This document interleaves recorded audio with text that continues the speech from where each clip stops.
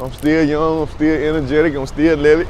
There's still more money to be made, and we're gonna make it. Before Moneybagg Yo would release chart-topping albums like Fredo 3 Times, Too Heartless, and his most recent Time Served, which debuted at number 3 on the Billboard 200. Before Moneybagg Yo would drop features with the likes of Lil Baby, Youngboy NBA, and Quavo, along with a whole slew of others. Sounds like you got some big names on there too. Yeah, Quavo, Lil Baby, Block Boy Gotti, Federal. And then I don't really like doing features, bro. You know what I'm saying? If I got features, I f with you. Before Moneybagg Yo would have 1.7 million followers on Twitter, 5.9 million followers on Instagram, and over 1.7 million subscribers on YouTube at the time of this recording. Moneybagg Yo has been plotting and keeping busy ever since breaking through in the music industry in a big way in 2017.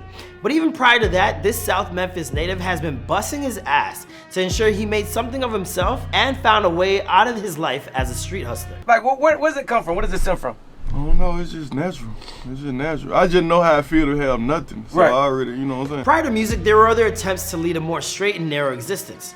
Like a 2-day stint at Church's Chicken, but Moneybagg Yo, he's always been destined for greater things, even if at one point, his life seemed so hopeless that he really didn't think he'd make it. Plus, the only good thing at Church's Chicken is the biscuits, so that's probably a good move. I ain't had nothing, like, it was a time like I ain't had absolutely like no money, but majority of the time, I was maintaining like 5s and 10s, you know what I'm saying? These days, he's dropping Billboard charting albums like Time Served and expanding his booming brand with a film project about to drop that he's been working on for a hot minute called 24 Hours.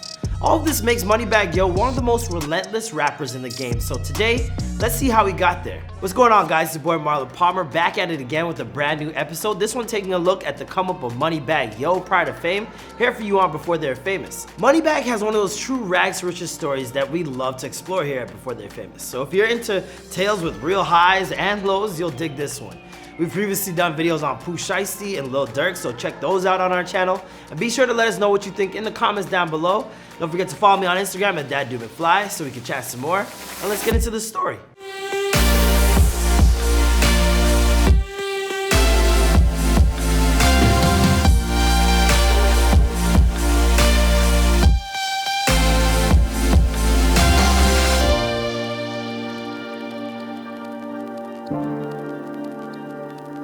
Moneybagg Yo was born Demario Dwayne White Jr. on September 22nd, 1991 in South Memphis, Tennessee, a city that he carries around a lot of love for. Memphis's uniqueness is what makes it special, and Moneybagg embodies that energy of the city with his distinct sound and attitude, not to mention that Memphis draw. I mean, I learned a lot, like a lot of the stuff that I know and how I'm living now, you know what I'm saying? I learned it from the streets.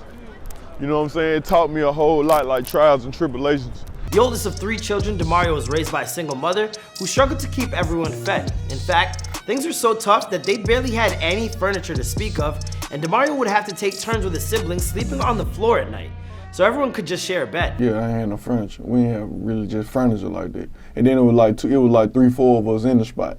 You know what I'm saying? So everybody showing one night you in there, one night you in there. Like, it just a swap out everywhere through the house. As a way to cope with the harsh realities of everyday life, Demario would listen to rap artists like Yo Gotti, Future, and Drake, and imagine what life would be like without the struggle. But in those days, rapping was still nothing more than a pipe dream, one he would share with his friends in the school cafeteria by banging out beats on the tabletops. Over time, however, the call of the streets was just too strong to resist, and Demario's attention would become scattered. By the time he was in his later years of high school, he was hustling full-time and would end up dropping out before ever graduating. A lot of this had to do with the fact that his family was struggling to survive as is, and Demario couldn't just sit by and watch it happen. I started just being in the streets a little more. Then I had my first little girl. I felt like school couldn't make me no money. So I had to, you know what I'm saying? So I got all the way to the 12th grade and just kind of just stopped. Even more so, by this point in his life, Demario had already had 2 of his eventual 8 children. So not only did he have his mother and sisters to think about, but his own growing family as well. With that motivating him, Demario hit the streets and began to build quite the reputation for himself.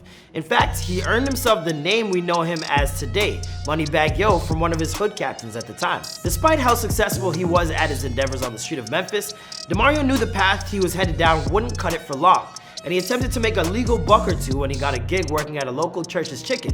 But with all that raw chicken around, it just didn't work out. Yeah, I quit. Actually, I just feel like I couldn't do this. Money ain't fast enough. I'm addicted to the streets. I don't know. I just couldn't do it. Determined to turn his life around, Demario put all the money he was making on the streets into developing his passions and skills for rap, thanks to a buddy named Elo who encouraged him to dedicate himself to the art as a way to get off the streets. Eventually, Elo convinced Demario to record his first track in a studio called Bond Money. Invigorated by this experience, Demario would embrace making music more and more from this point forward, taking a strictly underground approach by performing in clubs and strip clubs to kickstart his career. Next, he began releasing tracks online like this super early demo called F You Pay Me, which hit YouTube in February of 2011. By 2012, he was ready to start dropping mixtapes. First there was From the Block to the Booth, which hit the streets in April, and he quickly followed that up with another one titled October 20th, released, well, I think you can probably guess when that one dropped. And if you can't, please seek help at your nearest physician. In 2015, his professional life would continue to track upwards after he released Relentless and Federal, but his personal life would take a devastating hit when his good friend Elo, the man who helped convince him to rap, was gunned down. Soon after the passing, Demario would not only get an Elo chain to always keep his friend close to him, but he also dropped a mixtape called Elo, Everybody Lives On, in 2016. Demario kept his nose to the grindstone and released 6 mixtapes between July of 2016 and November of 2017. Including All Gas No Brakes, which would be the project that caught the attention of one of his idols, Memphis' own Yo Gotti. Gotti had been tracking Demario's career ever since he heard of him, but after hearing All Gas, he knew that Demario was about to blow up big time. He called Demario in for a meeting and signed him on the spot to his management Imprint Collective Music Group, throwing in a little bonus along the way too. It's a little more than 200, but we don't count on make sure. So, no.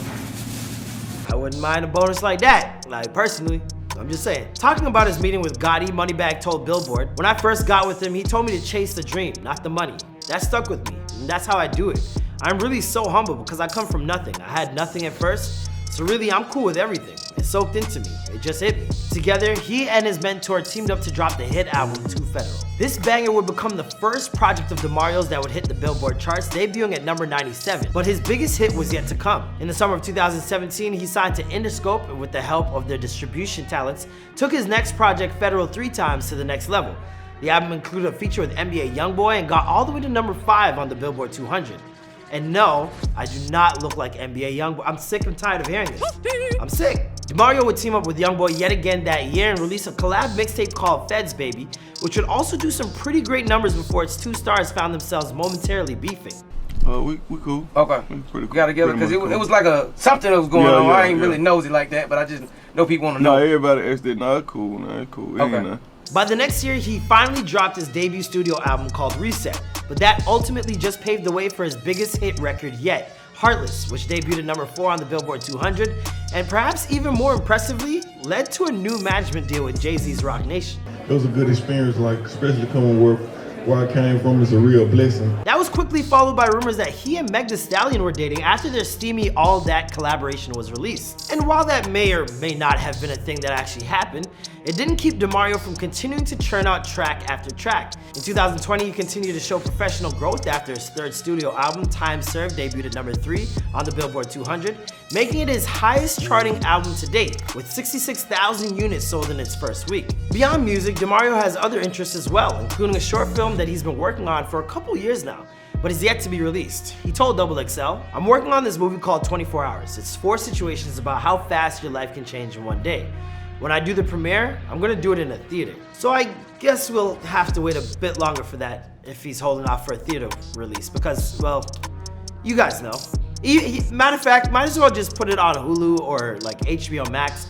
I don't think we're seeing a movie theater anytime soon." As for the rest of the story, well, I think we'll bring this video to an end here. After all, this is Before They're Famous. Be sure to let me know what you guys think in the comments down below. Don't forget to follow our series on Instagram at Before They're Famous to vote on what you'd like to see next from us.